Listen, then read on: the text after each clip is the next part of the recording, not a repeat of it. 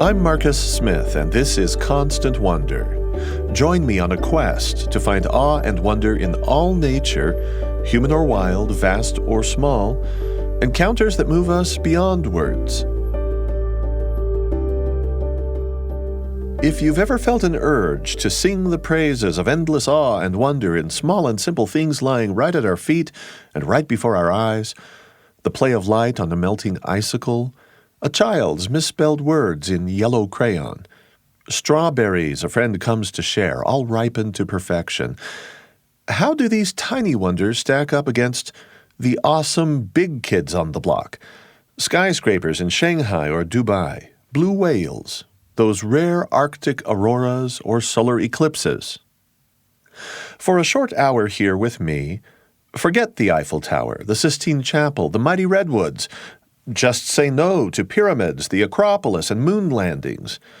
In this episode of Constant Wonder, we're going to do something only a little unusual for us on this podcast, only slightly different from our usual fare.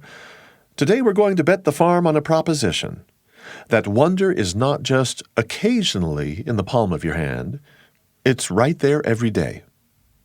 The juice from the pokeweed berries makes a very beautiful, incredibly beautiful dye, kind of purplish, reddish, and it makes the most beautiful kind of paint color. Those berries? It's unreal. Yeah. It'll get all over your hands. Yeah. I know. I'm going to pop one right now. It's just such a beautiful color. That's bloody. Really beautiful. Yeah. It's kind of bloody. And so you were doing that this morning? I was, yeah. This painter using pokeweed berries for pigment is poet and essayist Ross Gay. He's unusually chill, to use a current expression of younger people, and I'm chill with Ross Gay's chill because he takes endless delight in stuff devoid of high drama. He looks for nuance along the hidden edges of nuance. Would you hold up your fingers again? I want to see that, the dye on your fingers there. And that's just from being outdoors and gathering some? Yeah, I just needed to, I'm working on these paintings with a friend, and I had this very good dye available. So I wanted to see what it looked like on these paintings. By the time you get your pigments ready, will you be doing finger painting or will you actually use brushes? Yeah. I was using my fingers. I don't have the patience to take the skin off or the seeds out. So actual finger painting? Yeah.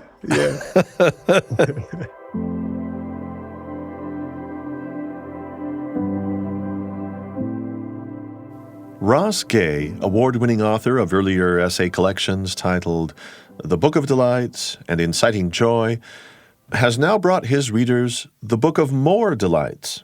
His trademark approach to delight clearly resonated with readers the first time around. I recently found myself super eager to meet and visit with him, primarily because he's a fellow who exhibits keen powers of observation that lead to awe, daily practicing what he describes as noticing and paying attention to and thinking about what you love.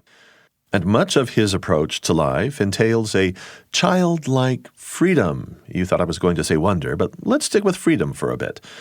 Childhood can be a deep well flowing with memories of free play and wide-open horizons.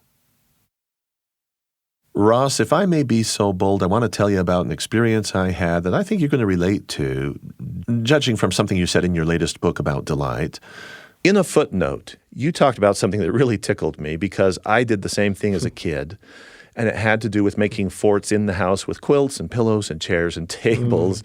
And it just sparked a memory of being a stupid kid once. And if I tell you about being a stupid kid, maybe that'll open the door for you to do a little confessional too. But so I'm about 7, and I'm under the table that's holding the quilt that's making everything dark. And I realize I have no light, and I desperately want to do something cool.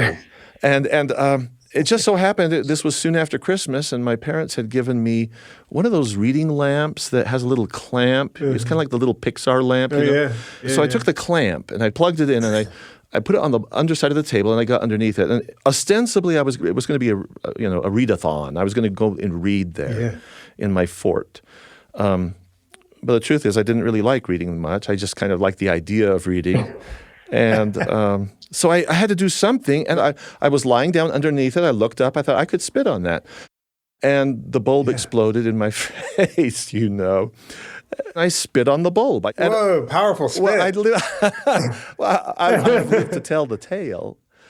Can you identify with a kid who would make a fort and spit on the light bulb? Of course. That just makes perfect sense.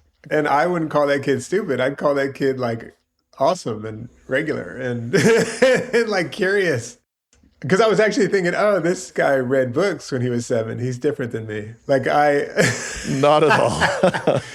Yeah, but I could totally see the pleasure or the sort of excitement or even like kind of mystery of like making a little fort with a lamp in there and then being like, well, all right. It's not what I dreamed of exactly. So let me make it what I dream of. Well, the kinds of things that we do as kids are bridges to other people, I think. Yeah. Where were your forts outside of the house? Because I know you did the blanket fort inside, but where were your places to go? Mm-hmm. Yeah, we lived in an apartment complex right next to I-95. When I say right next to it, like you throw a baseball onto the highway. So I remember being a little kid and building tree forts, There were kind of like these wonderful janky woods around us.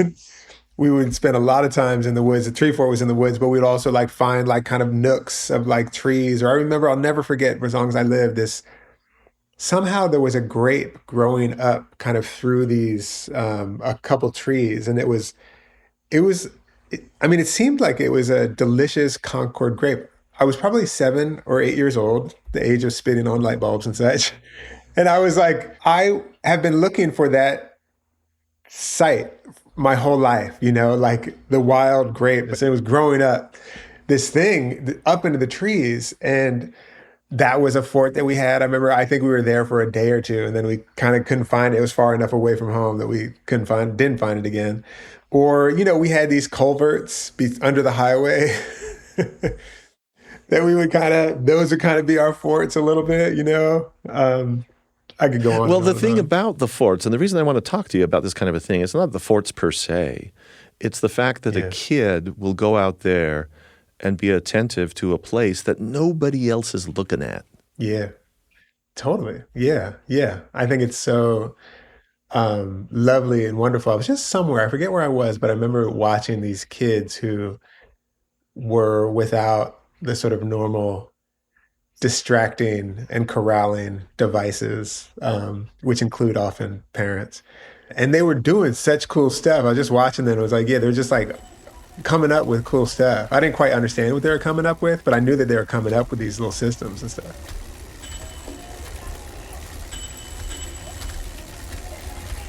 Bikes, kids on bikes on streets, the free range kids, you got to do that. Yeah. You went through a lot of bikes too. Yeah. I want to talk a little bit now about if you're going to go to a fort and you're going to go find that grapevine and you are a kid and maybe there's poke out there, maybe you'll be eating the Concord grapes. You did that on the bike. You went through 14 of them. Why did you go through 14 bikes? That might have been slightly hyperbolic, but I went through a bunch of bikes. And one quick shout out to my dad. We didn't have a lot of money when I was growing up. We were kind of broke. That dude would never allow me to be without a bike. It was just like, and I wish he died in 2004. I wish I could ask him that, my mom would have her own reasons, but like, it was such a sweetness that dude, when my bike broke, because I broke my bikes by jumping on, ramps and everything, it was just like, gotta get another bike. Well, yeah. Bikes were the common currency of childhood for pretty much all of us who grew up in suburbia. We wanted to get away as far away as we could from suburbia, and a bike was access. And I wonder if we've forgotten as grown-ups how that access works and where to find it. Well, yeah. I think that's probably right. One of my favorite books in the world is by Rebecca Solnit, and it's called A Field Guide to Getting Lost. And in it, she sort of like, tries to help us remember the psychic or spiritual utility of not knowing where you're going, of like wandering. Your bike kind of helped you wander when you were a kid, and I have a little essay in this new book where I talk about seeing these like little, my buddy calls them wheelie gangs, these little kids.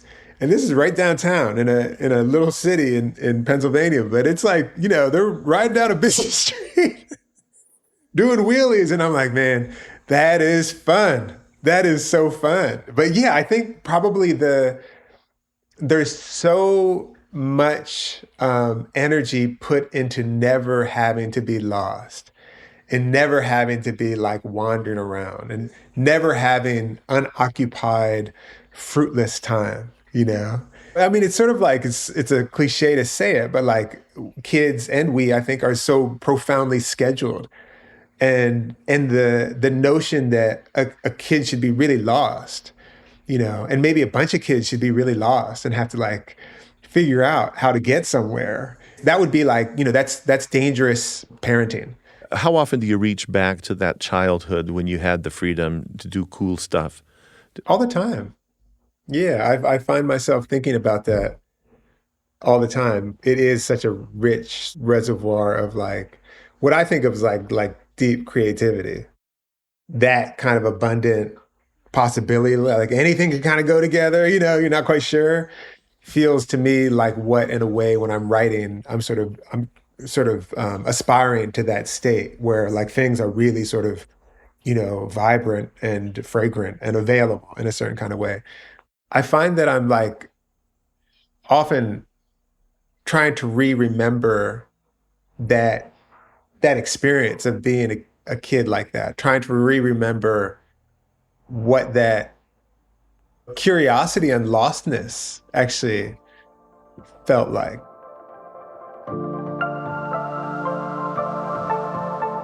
The ulterior motive I have about talking about grown-ups and kids and bikes and forts and all of this is because I am really devoted to the idea that as grown-ups, we have turned everything into normal stuff.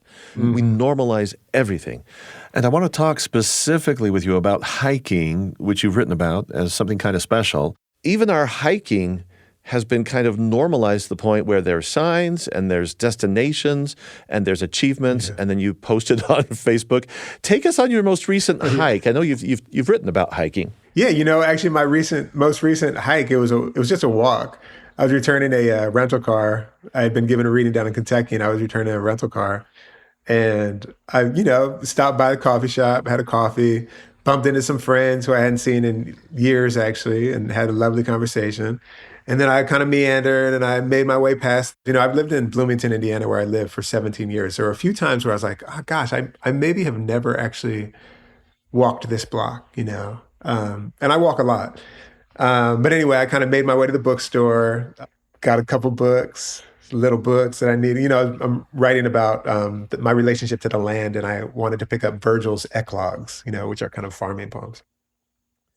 And then which I've never read. And then I kind of wended around. I can't remember quite where I went, but I went kind of behind this alley, behind the Salvation Army in town. And then I popped out in this place where I kind of never walk. It was one of the main drags in town, but it's just not where I walk. And I saw these apples growing on what looked like a bush. It looked like a tall shrub. And I was like, whoa, I think those are apples growing on that shrub. I think probably it was the shrub the tree got cut down, and this was like what grew back. But so I hopped up there, and in my mind I was rationalizing. I was like, it was on someone's yard, in a lawn, very small, like right on the street. But it was theirs. But I was like, oh. So I jumped up there and got an apple, tiny apple, growing in a little cluster on this bush. And it was the most delicious apple ever, And then, it's funny because I was like, okay, there's 8 apples on the tree that I can see. I'm just going to take one. But they're very ripe, so there's not a lot of time, So I came back the next, last night, actually, and then I confirmed what I thought. I kind of thought this might be like a building connected to the Salvation Army, so not like a home, but maybe more like a, I don't know. Somehow I was rationalizing. that those were my apples, or whoever got there. I got those apples, and then I was walking home, after I went and got the other apples, saw some friends, one of whom was that same friend that I saw at the coffee shop. I was like, oh, hey, here's some apples. In a way, that was one of my last hikes, That was one of my last hikes. You went out with kind of a quasi destination, but Yeah. apples Yeah. were They weren't on it. I had no idea. yeah. Yeah, I had And no idea. I think my plan was to walk home go to the coffee shop, do a little work at the coffee shop. how much of an outlier do you have to be to give yourself permission to go on a hike and be distracted by apples and then change all your plans? It's funny, I just that day I decided I was like, I'm not going to look at the internet today. And then I kind of turned into, I'm not going to look at the internet for the weekend. I'm just not going to do it. In part because it feels like a mostly kind of false realm in which we are profoundly distracted. And so in a way, this is just coming to me now, sort of from our conversation, that the experience of like walking in a way home that I never take and then popping out upon an apple bush is the kind of wandering and lostness that in real life with the material world, it's the kind of source of proper connection. I mean, like real true connection, the living earth, which has been replaced in large part by the internet. Basically, what I'm saying is that the kind of permission, I think we have permission to get distracted. We have permission to sort of wander around. But I feel like a lot of wandering around has been sort of corralled into this wandering that is actually kind of a no space, like a no place wandering, surfing the net, this kind of what I think of is profoundly disconnecting, as opposed to this other kind of wandering where you are like paying very close attention. There are landmarks, there are people, people who you might ask how to get where you're going if you're a little bit lost, or if the market's still open, are you going to that concert, whatever. So anyway, I don't feel like an outlier in that way, but I feel like there's a kind of practice that I aspire to, or maybe like a refocusing or something. And of course, it's all very useful that that kind of observation happened in the midst of being on a fast from the internet.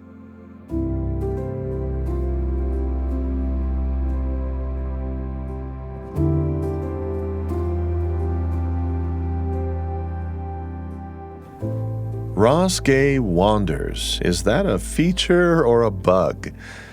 He's made it pretty clear that this practice of his isn't just mindlessness. It's not distracted roaming like digital scrolling or getting lost surfing the internet. His essays about delight and everything adjacent to delight, which by the way include pain or sorrow, which we'll get into, these essays celebrate simple things that are daily and everywhere, including all the innocuous, negligible, forgotten, overlooked aspects of life that, seen through his eyes, form an endless array of awe and wonder in miniature. He likes to call these sweetnesses.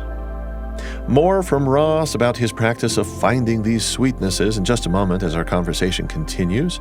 Ross Gay is the unusually mindful poet, writer, wandering author of the Book of Delights, Inciting Joy, and the Book of More Delights. I'm Marcus Smith, and this is Constant Wonder. I'd like to introduce you to another show from the BYU Radio family of podcasts, The Lisa Show, hosted by comedian, believer, and single mother Lisa Valentine Clark. The Lisa Show delves into most any challenge that meets us in the course of our lives, especially challenges in the realm of human relationships, whether it's parenting, mental health questions, or social issues. Lisa and her council of moms are willing to tackle it. Figuring life out is vexing enough without losing an ability to laugh or cry together or just plain talk things through. The Lisa Show. Listen wherever you get your podcasts. We now return to Constant Wonder. With your mom, you're in a parking lot. It's not bikes, it's shopping carts. You're hanging on a shopping cart. This is where you almost go toothless. What happened that day? Yeah. I was swinging on the the little things that keep the carts from spilling out from in front of the store into the parking lot. I was just swinging, having fun. Me and my brother were outside my mom was shopping at the Sears Surplus in Northeast Philadelphia. And, and I was just swinging on these things, and I lost my grip and I fell on my face. That's what happened. And the teeth bashed into something. Yeah, the teeth, and laying on the cement, and my teeth kind of caved in. My lower teeth, they all kind of really caved in. It was a mess. I was completely spaced out. My brother took me in the store. My brother's 2 years older than me. I was probably like 8. My brother was like 10. And my mom's, get out of here. You're going to bleed on the clothes. That's amazing. It's such a good story. And then I'm just going to finish the story because my mother, who is, she's, I don't know, I sometimes laugh. Like she grew up on a farm so she could handle this stuff. And she took me into the Dunkin' Donuts bathroom, So we walked by all these people. It was a Saturday morning or something. All these people eating donuts and drinking coffee. I'm like, bleeding down my chin. She takes me into the women's bathroom, and she like fixes my teeth. She pulls my teeth into place. I don't even know if they called, if they called to be like, hey, do you think this is okay? But I love that story. So with your teeth back in place, what happens right then? We gotta go home. I'd probably eat soft food for the next day. Yeah. That was it. It was kind of just like, oh, all right, be careful. Don't slam your face again. It seemed to hurt. Okay. You're going to have to help me understand how that kind of a story belongs in the Book of Delights. The connection that I was making there, it was a leap from a connection between the delight is when I'm seeing this young guy walking by on campus, a kid, a student, probably a 20-year-old kid. And I saw that he and his buddy were kind of laughing around and joking. And I saw that he had braces. And I felt a deep softness, a deep tenderness for this kid, for like a big kid with braces. And I hadn't really thought of it before. I mean, I had the feeling before, but I hadn't thought of it. I hadn't registered the feeling as something like delight. To be even more precise, something like tenderness, deep tenderness for the kid. And, I kind of stumble along and think maybe partly it's because boys and their softness is really moving to me. However, that softness sort of communicates itself. And sometimes it communicates itself by, like wanting to make my teeth look nicer, if that's the reason to have the braces, that. And anyway, and then I spill over to my mother fixing my teeth. So if the Book of Delights is not just a long list of one sweet thing that's lovely after another, kind of going into a candy shop, if it also gets real enough to encompass things like grief and sorrow and setback, and I know in your book, Inciting Joy, you investigate a lot of this, and I think you'll always investigate it, that there's this paradox that we have to live with, and to have your teeth bashed in the parking lot and to be laughing about it today, you took some delight in the story, at least today. Yeah, in the telling of the story and thinking of my mother as a kind of superhero. And also, I mean, it's threaded through with everything. I think sometimes there's an understandable desire to sort of go to something that's just nice. And the delights aren't that. In a way, it's sort of like the practice that I'm interested in, wondering about, the practice of attending to your delights or attending to what you love in a daily sort of way, a more than daily sort of way. The reason it's a practice is because not everything's delightful. The reason it's a practice is because, we're in the midst of dying and the people we love are in the midst of dying. And, if we have bodies, most of us have pain, so it's sort of like the practice is not at all to negate or turn away from in the least sorrow or grief, or suffering. I think the practice is to, in the midst of that, which which is sort of, fundamental part of our existence, the kind of whole and grown existence, is to be heartbroken, is to, in the midst of the heartbreak, to be also attending to what we love. And maybe as a way of better co-carrying our heartbreak. One of the things that people so often do when they're delighted, they often like bring someone along, you know? And I'm not saying it's always the case, but it's often the case if someone sees a hummingbird and there's someone else around, they're going to be like, hummingbird, you know? Or if someone, you know, finds the canopy of grapes in the woods, they're not going to, most often, they're not just going to be like, oh, I found the canopy of grapes. They're going to be like, go get Joey and Mikey and Maurice and be like, canopy of grapes, let's hang out. You know, I think that's actually our inclination.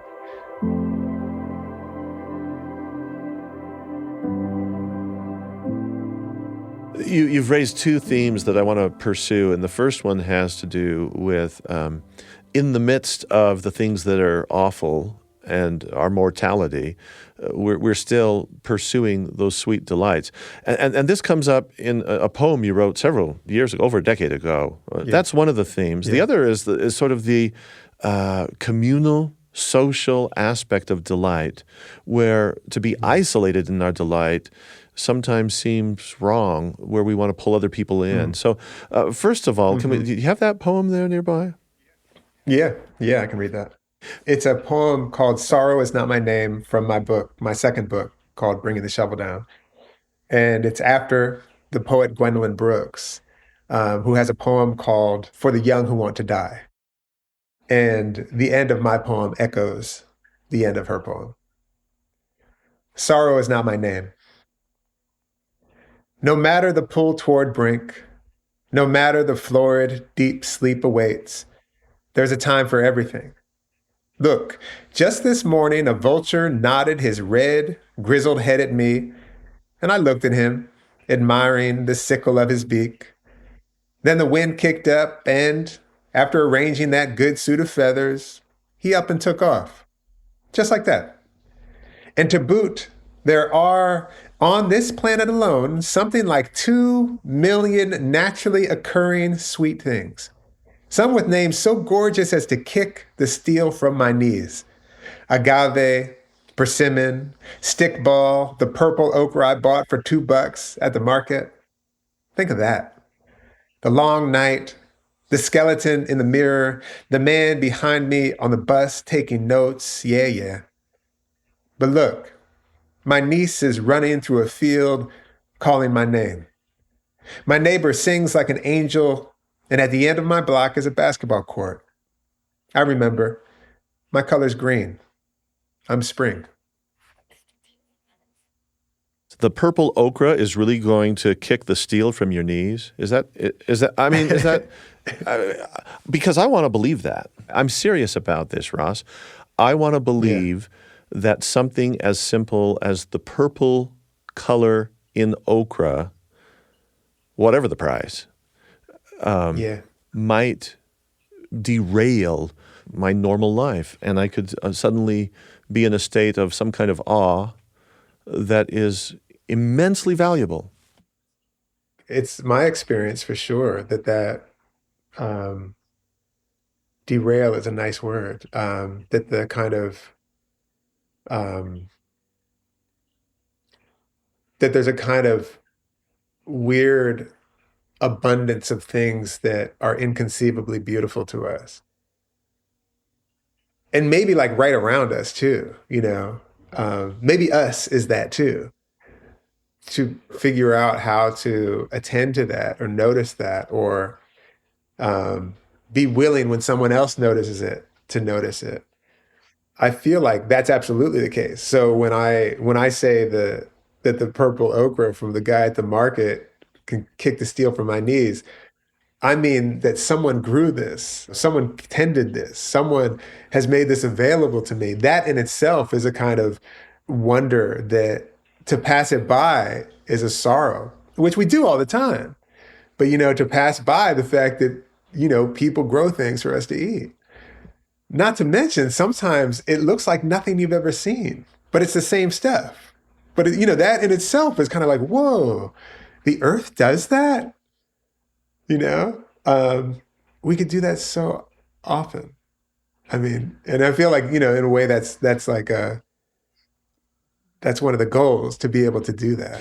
So if this discipline that you have described, this way of being attentive, if that's something that we could all do, and if it then also kind of gives us a sense of wanting to share that or pull other people in, that social community. I think you've used the term rhizomatic connection, and that's, you have to know what roots are on plants to figure out what that metaphor is. But it's those roots that go out and connect with other neighboring life.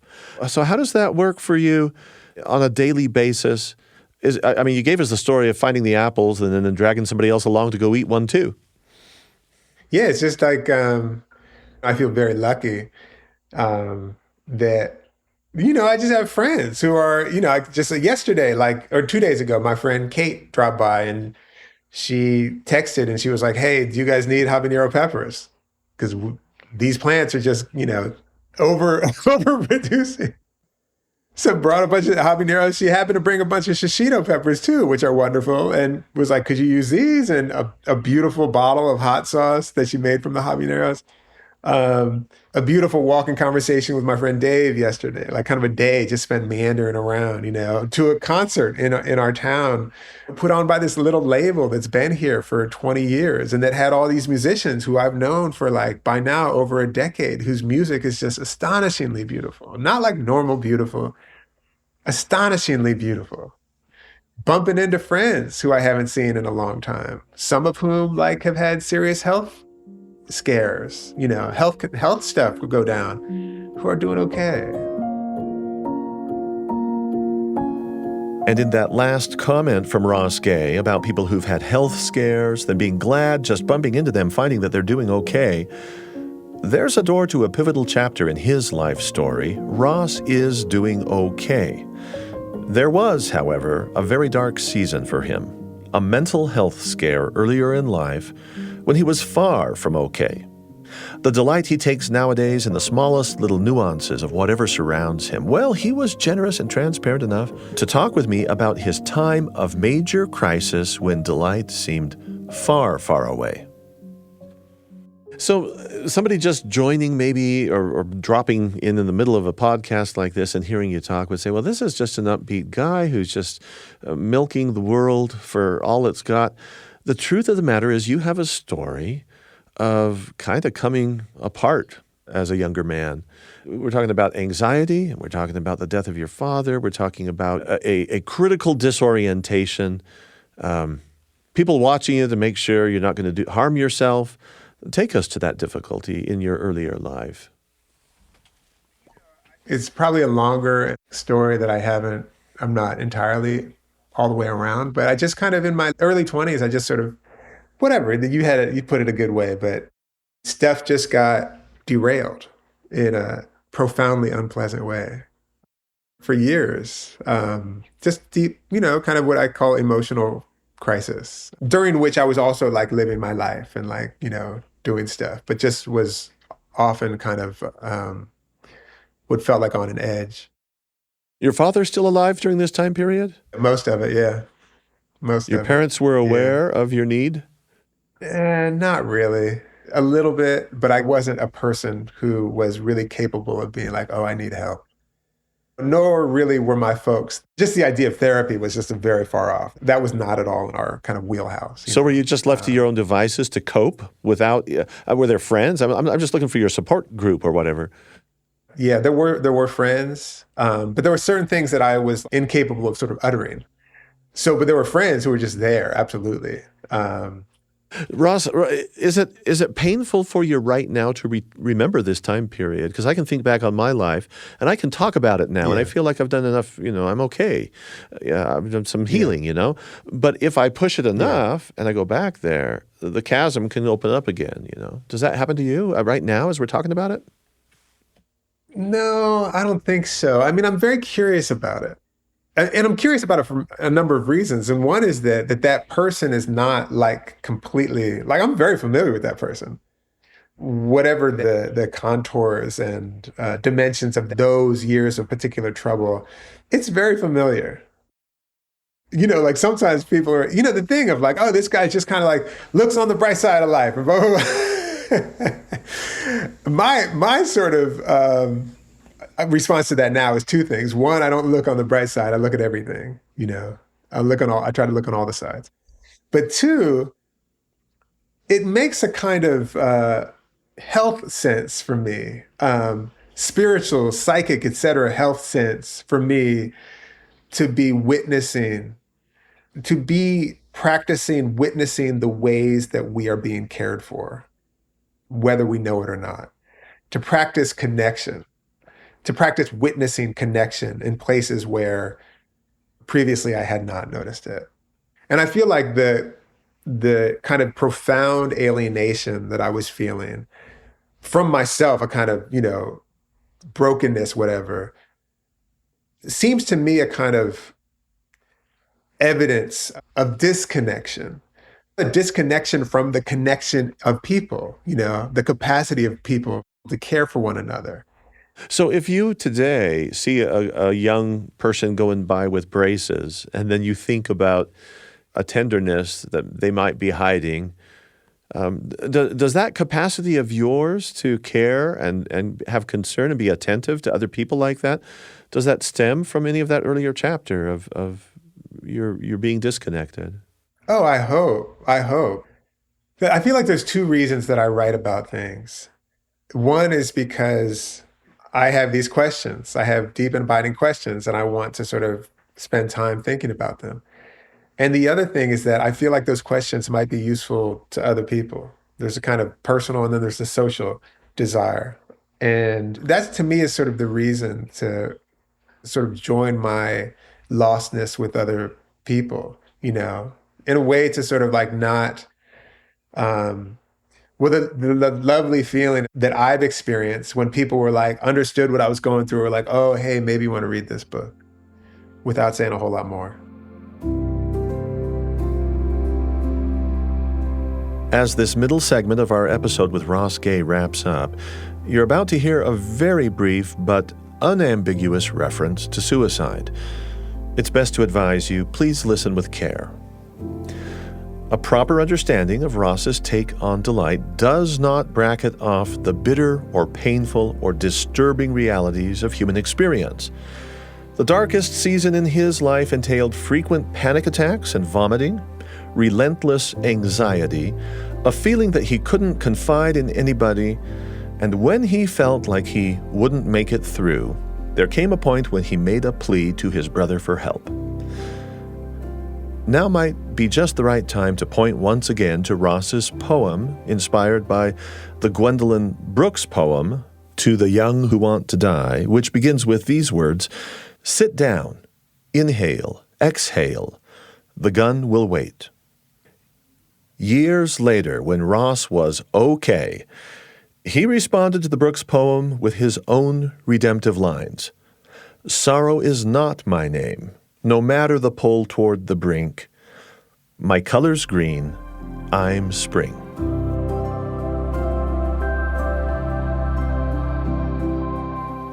Our guest, Ross Gay, is author of essay collections titled The Book of Delights, Inciting Joy, and recently, The Book of More Delights. I'm Marcus Smith, and you're listening to Constant Wonder.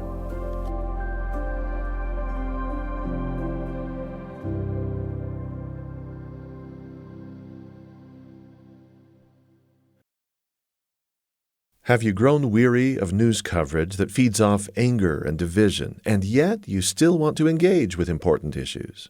Well, let me introduce you to Top of Mind. It's another podcast from the BYU Radio family.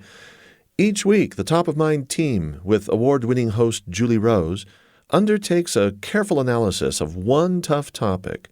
The goal is learning how to stay open and curious when confronted with perspectives that challenge us. And best of all, every episode will leave you feeling hopeful and better able to become an effective advocate for what matters to you. Top of Mind.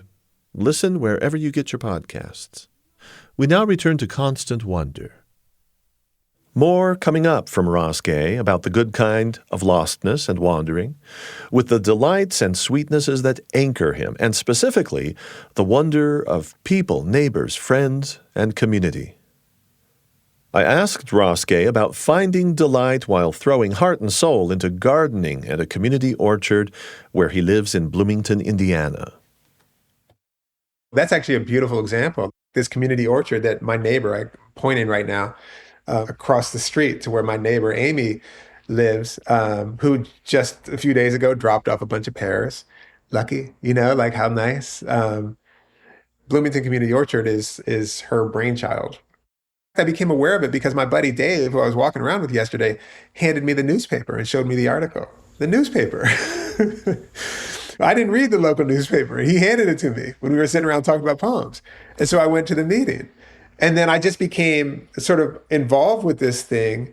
And after being involved with this thing for a while, I was like, oh, this is an example of the thing that we kind of are dreaming of. This is one iteration of the thing that we're dreaming of. Which is what? Well, I think a lot of people who maybe know each other but maybe don't, figuring out how to care for one another.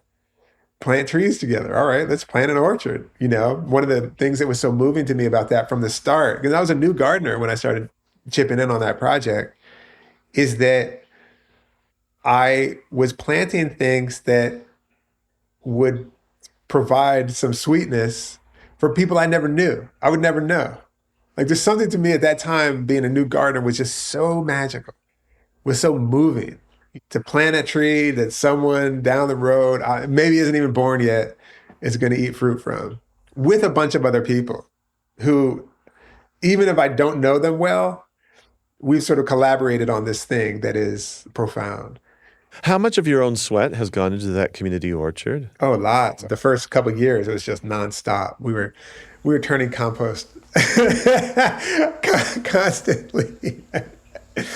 Yeah, good bit. I've pulled away from it. I haven't been as involved in the last handful of years, but it's doing good. I get over there and it's doing pretty good. It's one thing to look at a garden or an orchard or a life form and see it in terms of it is serviceable to human community. It's another thing just to take delight in the very existence of something like a fig, Mm-hmm. And I love the idea of taking the beginnings of life, and maybe they're seeds or maybe they're starts, maybe it's some kind of a grafting thing going on, but you get a little chunk of life and you transport it to a new location and it takes root and it thrives, and then you have more life. And of course I'm thinking about the fig story that made its way somehow from one part of the country to the other. Yeah. One of my first gardening teachers was actually Mr. Lau, who was my buddy Jay's dad. When we were growing up, he was a very serious gardener, beautiful garden, had like a lot of fruit trees and grew like Asian pears and peaches, and they probably had some, plums and stuff, but they had figs. And I had never had a fresh fig until one morning. I think probably I was in college, might have been in grad school, and I was over there hanging out. There was a colander of figs on the table, and Jay gave me one, and I had one, and I lost it. It was so delicious. I'd eaten fig Newtons. Anyway, that garden became sort of like this sacred place to me. Mr. Lau would be out there like, doing his exercises, but he'd also be like, tending to the garden, like cleaning out the pond or whatever, harvesting food. And when I moved out here to Bloomington, I started gardening, and right around that time, the Laos were getting ready to move. And I being like a baby gardener, I was like, what's going to happen to your trees? I got to bring your trees to my place. They were like, 15-year-old trees. And Mr. Lau was like, well, I guess if you got like a backhoe and a big truck, you could do it. But anyway, it's what he said, but it'd be easy just to take some cuttings of this fig. So he just, old hat, he's a real gardener. And he just took out a pickaxe and, hacked out a bunch of branches, which to me, I was like, whoa, what are you doing?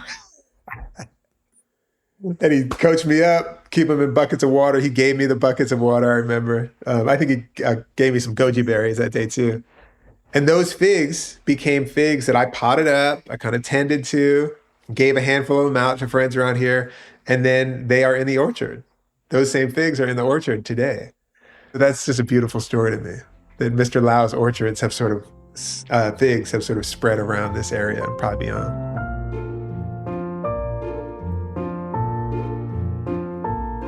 You've described wonder as having a fat and gooey heart.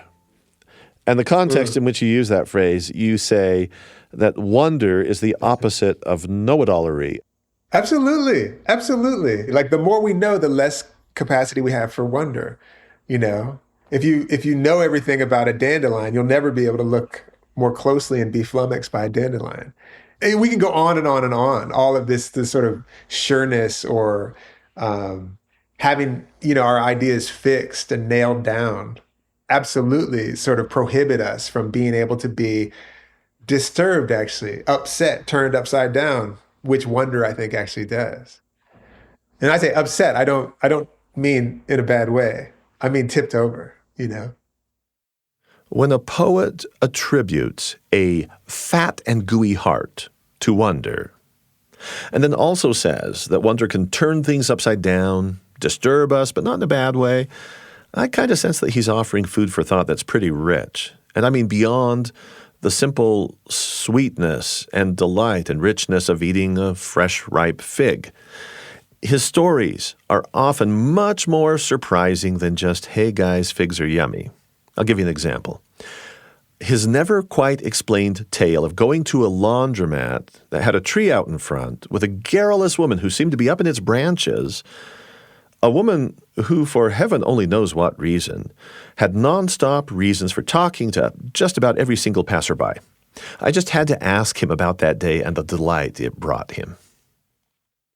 Some people are off the beaten path so far that they're up in a tree, and you found this lady who was just hanging out in the tree. What was she doing up there? Well, it was from the perspective where I'm sitting. I was having a coffee while doing my laundry, and I could see a woman talking to these people passing by, but I couldn't see her. I think, in fact, she was probably on a porch beyond the tree. But from where I was looking, my perspective, it looked like she was uh, giving advice. For when I could tell the way she was talking that she was giving advice and stuff from the tree. So yeah, that's how that lady got up there. So these are just complete strangers, and you just happened to be at the laundromat that day. Total strangers. And I just got to overhear and overwatch this interaction, which included this woman just like saying how beautiful this baby was and going in to her tree and finding some hair ties and tossing hair ties down to the dad, I guess, the guy who was pushing this little kid in the stroller. And then eventually, because I'm sitting there long enough, I realize, oh, she talks to everyone who goes by. And probably anyone who needed hair ties, she was going to throw them to. Or if you needed some baby powder, or if you needed some socks, that was her role. That was her role. There was one day at church that somebody came up to my mother and said, Carolyn, do you happen to have a size 34 knitting needle? And my mother reaches into a bag and pulls one out. So is that what you're talking about? That's it. That's it. That's it. So you're at the laundromat, and then somebody else takes your laundry that day too? Oh, yeah. That's right. I'm there doing my clothes, and I go to pull them out and throw them in the dryer. And the woman who's running the laundromat that day, oh no, she said, did you see that old woman who was here? She was right next to you. She must have. So she goes about trying to find my laundry and like get my phone number to call me for when this woman comes back with my quite big clothes, So it's just like one of those moments in the laundromat where you're sort of like, I like laundromats very much, but it's one of those moments where you're sort of like, you need help.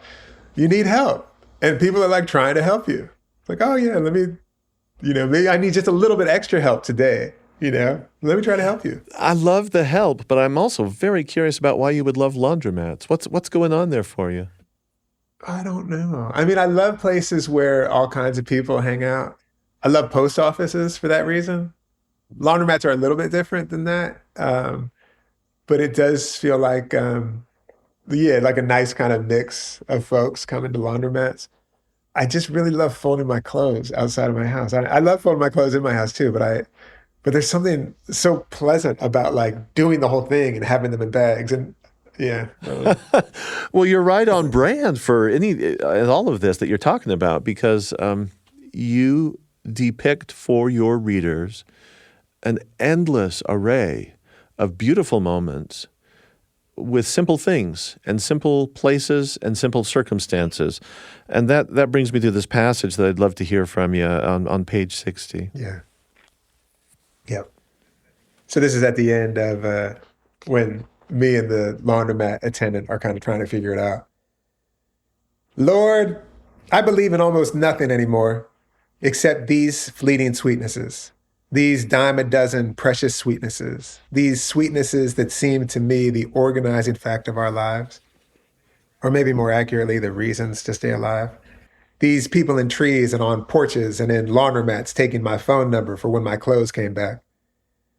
And while I was giving the attendant my number, a jacked older woman in tank top and jeans standing guard next to her washer, good idea, and reading her phone, who I'd noticed glancing up periodically at our conversation, called out, looking down still at her phone, but smiling, "That's life in the laundromat."